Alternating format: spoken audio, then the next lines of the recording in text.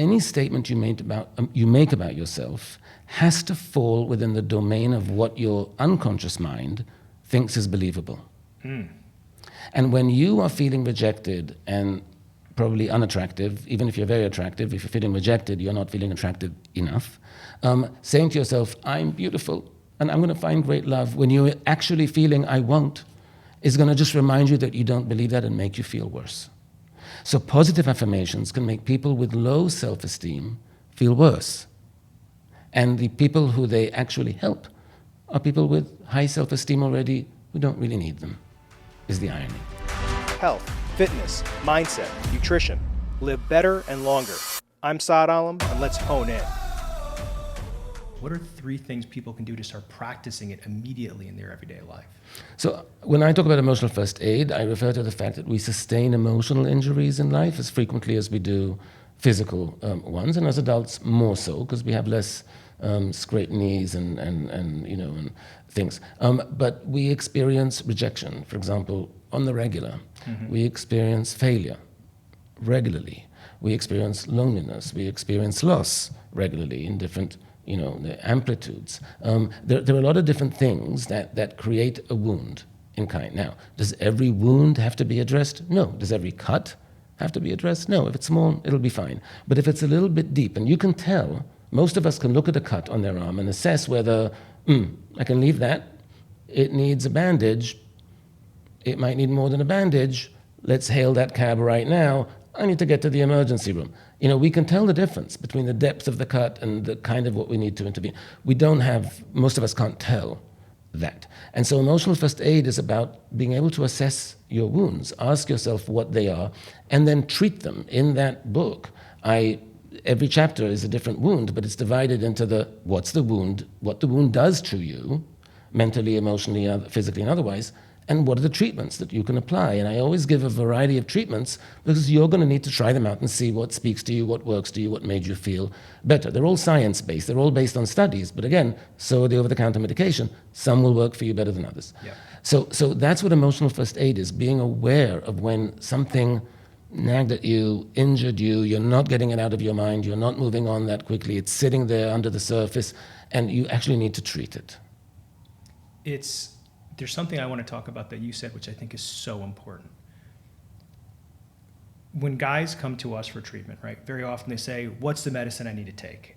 And what people have to realize is, we tell them this, there is no silver bullet. You don't just take the medicine and it changes your life.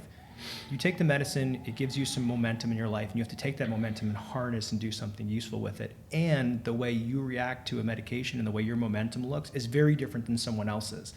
And so what you actually just talked about was you have to make sure what your specific set of interventions are that work best for you. And by the way, those things change over the course of your life. This is very similar to my user manual, very specific to me.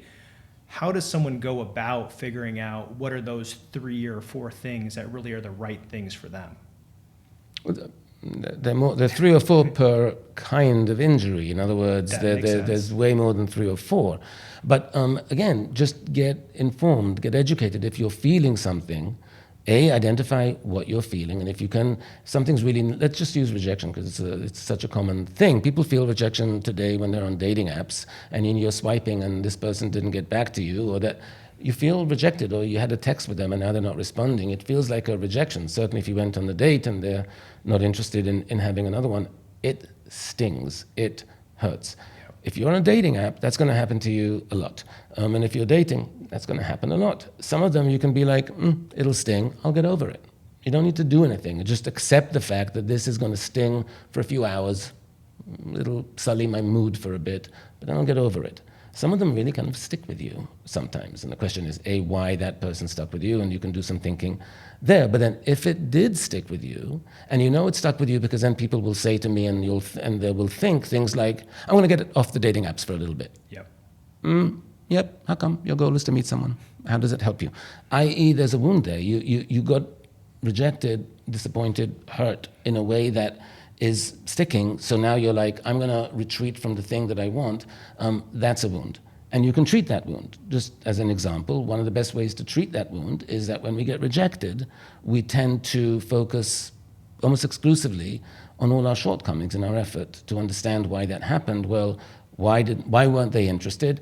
I might not be this enough, not this enough, not this enough, too much of this, too much of this, too much of this. If only I were that. Why did I say this? What's wrong with me? I'm never going to meet someone. It becomes incredibly self-critical. It's a very natural thing. When, ironically, not so ironically, what you need to be doing in that moment is reviving your self-esteem, not pummeling it. But that's the instinct, right? To become very self-critical. So there are exercises you can do to revive your self-esteem that will actually remind you what you bring to the table, not what you don't. And when you remind yourself what you bring to the table, you'll feel better, you'll feel more hopeful, you'll feel more motivated, you'll realize, oh no, actually, there's a lot I have to offer, I just have to find the person to appreciate it. It will soothe, right? And so that's just a basic example of don't just let it be, get informed, do the exercise, do the things that will actually make you feel better, and then you can soothe and heal that wound and then get back on the dating app rather than be away from it and then get more anxious before you go back because now you've avoided it. Avoidance supersizes anxiety. There's a whole train of events that can happen. So I'm taking myself back 10 years ago when Tinder came out and I was in New York and I was single or Match was around. And I feel like New York is this really interesting city where rejection is part of the journey you're on because you're going to match with someone, start a conversation. And I would guess for guys, 5% of the conversations you start actually turn into a real life situation. So there's a lot of rejection. And so guys they really get used to it. And I agree with your point about the more we give ourselves positive affirmations and remind ourselves that, hey, I'm actually really good. I might not be right for that person, which is fine. Forget them, let them get on with their life, but I'm really good for the right person.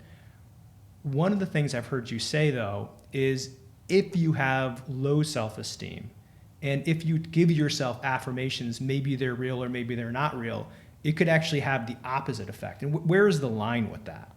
So this is regarding positive affirmations. There are a lot of positive affirmations. Positive affirmations are statements that you'll find on calendars and on refrigerator magnets. The I'm beautiful and worthy of love, or I'm gonna be a great success in life. Those very generic, general positive statements. And what the research shows is that any statement you make about yourself has to fall within the domain of what your unconscious mind thinks is believable. And when you are feeling rejected and probably unattractive, even if you're very attractive, if you're feeling rejected, you're not feeling attractive enough, saying to yourself, I'm beautiful and I'm going to find great love, when you're actually feeling I won't, is going to just remind you that you don't believe that and make you feel worse. So positive affirmations can make people with low self-esteem feel worse. And the people who they actually help are people with high self-esteem already who don't really need them, is the irony. Now, it's not that affirmations in general aren't good. The positive, generic ones that fall outside of the domain of what's believable to you are not good. Therefore, you need to adapt any affirmation, if it's on a refrigerator magnet or a manual or a book or whatever it is, to something that's believable to you. So instead of, I'm beautiful and I will find great love, is, I have a lot to offer, and if I keep looking, I'll find the person who appreciates it. That's believable. What do you think are some good exercises that people can start doing when they're getting rejected? So the exercise I suggested in terms of affirming what you bring to the table, the way that looks is you make a list of, make it exhaustive, but at least 10 things about you that you know are valuable in the dating relationship domain, right? So even if it's about physical attraction, maybe you don't love the way you look, but you have great eyes, right? Or a great butt, or something like that. And then you are emotionally available, and you are kind, and you are conscientious, and you make great muffins, and your back rubs are unparalleled, whatever it is. Do things that you know that are going to be appreciated. And then you write a 5-minute thing, a paragraph or two about one of them, twice a day. Here's why this has been, really valuable, and here's why somebody will really appreciate it. You are elaborating like, this is something I have to offer, it's an important thing, people are going to appreciate it. And if you do that a couple of times a day, even in the moment of the rejection, it will feel better. I do want to say something about your method there, because I want to, it's a method, and I want to like highlight what the method is and what you did, because you did something very, very important. Emotional resilience is something that we need to build, and it's something that we build by getting through hardships, from small to large. But in order, so for example, I have a newsletter. In my newsletter, I gave these examples when I spoke about resilience. I said, let's look at how we got through the pandemic. 2 people in New York, isolated for months, had a really traumatic, terrible time. Both of them get through the pandemic. One of them says to themselves, both of them say to themselves, that was awful. Mm-hmm. One of them says, I could never get through that again. And the other one says, here's how I got through it. Because they both got through it. So even the one that says I could never get through it again could, because they did, except they're not looking at what they did that helped them get through it. They're not going to build resilience. The one, you need to not just get through something, but be clear about what you did that got you through it, what your skill sets were, what your coping mechanisms were, what the social support was, what the emotional intelligence was.